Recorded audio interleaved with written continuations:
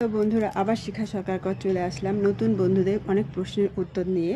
তোমরা আমাকে অনেক অনেক কথা জিজ্ঞেস করো যে কোয়ালিটিফুল কন্টেন্ট বলতে দিদিভাই আমরা কিভাবে তৈরি করব যেটা ভিউ বেশি হয়, আমাদের ভিডিওগুলো সাজেস্ট ফর ইউতে ফেসবুক পাঠায়, সেটা নিয়ে আলোচনা করবো। তার আগে বলে রাখছি, তোমাদের যদি আমার ভিডিওগুলো ভালো লাগে অবশ্যই লাইক কমেন্টস করো, আমার পেজটাকে একটু ফলো দিয়ে রেখো, মানে প্রোফাইলটাকে, আর একটু পারলে বন্ধুদের দেখার সুযোগ করে দিও, শেয়ার করে দিও, ঠিক আছে? তাহলে আমি বলছি কোয়ালিটিফুল ভিডিও মানে কি, যে ভিডিওটা আমরা আপলোড করছি সেখান থেকে যে মানে শিক্ষণীয় কিছু অবশ্যই থাকতে হবে। আমরা যারা প্রফেশনাল মোডে কাজ করছি সেখানে অনেকেই বুঝতে পারছি না যে কিভাবে কন্টেন্ট দিলে সেই ভিডিওটা জনগণ মানে বেশি নেবে আর সেটা সাজেস্ট ফর ইউতে ফেসবুক পাঠাবে, ঠিক আছে? নতুন বন্ধুরা তাহলে তোমরা এটা বুঝতে পারছো না তো?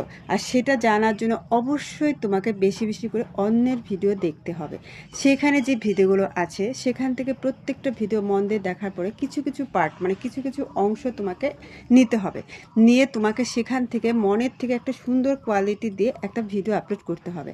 সেরকমভাবে তুমি করতে থাকবে, যখন দেখবে যে ভিডিওটার মধ্যে তোমাকে ফেসবুক মানে সাজেস্ট ফরিতে পাঠাচ্ছে বা ভালো ভিউ আসছে, সেই কোয়ালিটিফুল ভিডিওটাই তোমাকে তৈরি করতে হবে। অর্থাৎ সেই ভিডিওটার মধ্যে তোমার দম আছে, অর্থাৎ কোয়ালিটিটা ভালো আছে, এর জন্য কিন্তু সেটা জনগণ দেখছে, সেখান থেকে তারা অনেক কিছু জানতে পারছে বা সেখান থেকে তাদের মনের ফিলিংসটা পূর্ণ হচ্ছে, ঠিক আছে? ইনকেস আমাকে অনেকে জিজ্ঞেস করে থাকে যে আমি যখন কোনো স্যাড সং দিচ্ছি তখন বলছে দিদি ভাই বা কেউ বৌদি কেউ বলছে যে তোমার এত মনে কিসের দুঃখ বলো তো দেখি।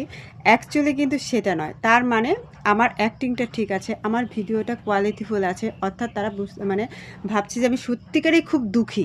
এটাই হচ্ছে একজন মানে আর্টিস্ট, যে তার হচ্ছে মেন যে তুমি যে ভিডিওটা করছো সেটা যে যাতে সত্যিভাবে ফুটিয়ে তুলতে পারো, সেটাই হচ্ছে কোয়ালিটিফুল, আর সেটাই জনগণ দেখছে, আর দেখে তারাও তোমাকে নিয়ে চিন্তা করছে, ঠিক আছে? তাহলে বুঝতে পারছো যে তোমার ভিডিওটা ঠিক আছে।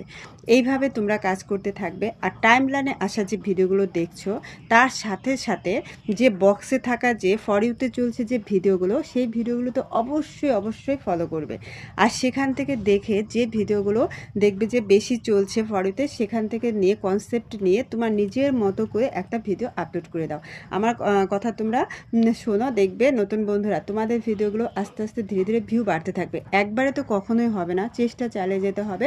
আগে তোমার ফেসটাকে নোন করতে হবে, এটা আগেও বলেছি। ফেসবুকে বেশি বেশি করে ফটো আপলোড করো আর সবার সাথে পরিচিত হওয়ার চেষ্টা করো। পরিচিত যখন একটা পরিচিতি তোমার সার্কেলটা বড় হতে থাকবে দিন দিন, তখন দেখবে তোমার লাইক কমেন্টস ভিউ রিচ সব এঙ্গেজমেন্ট সব বেড়ে যাচ্ছে, ঠিক আছে? আর কোয়ালিটিটা হচ্ছে একটু ভালো বলতে যে দর্শক যেন তোমাকে প্রশ্ন করে, আর সেখানে যদি তোমরা প্রশ্ন অ্যান্সার কোশ্চেন অ্যান্সার রাখতে পারো, অর্থাৎ কাউকে তুমি প্রশ্ন করলে যে আমার এই জিনিসটা কীরকম হয়েছে বা আমি এই ওটাকে ঠিক করেছি, তখন যখন দর্শকের দেখবে যে পজিটিভ অ্যান্সার আসছে, নেগেটিভও সাথে থাকবে, তখন বুঝতে পারবে যে না, মানে উত্তর যখন দিচ্ছে তখন বুঝতে পারবে যে না তোমার ভিডিও ঠিক আছে, কোয়ালিটি ঠিক আছে। আর সেগুলো সাজেস্ট করতে ফেসবুক একদিন বাদে হলেও পাঠাবে, ঠিক আছে? এখনই পাঠাবে না, কিন্তু তোমাকে তার জন্য আগে নিজে ভিতটা শক্ত মজবুত করতে হবে।